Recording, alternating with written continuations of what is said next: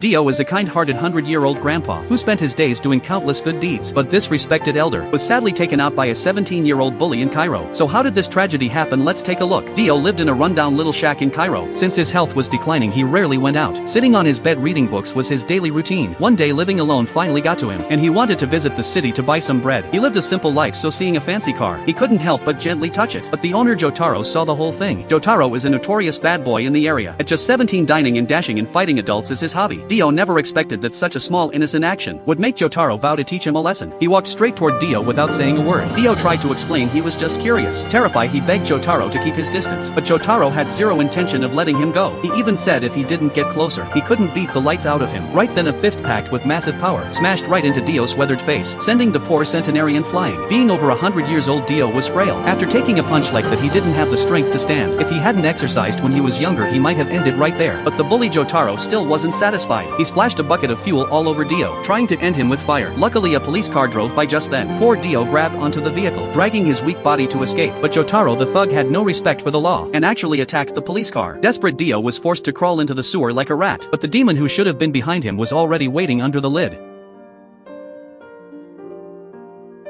Fists rained down like a violent storm. Dio was knocked into the air and slammed back onto the ground. Poor Dio realized there was no escape, so he finally bowed to the evil force. He knelt and begged Jotaro for mercy, even offering his life savings to survive. But Jotaro just kept throwing punches, until Dio sadly passed away. He never understood why touching a car had to cost him his life. The police arrived way too late, and finally took Jotaro down. Doctors tried their fastest to save Dio, but they could not bring him back. Cairo lost that kind old gentle face forever. The world is so cold these days. Doesn't Grandpa Dio's tragic story deserve our sympathy?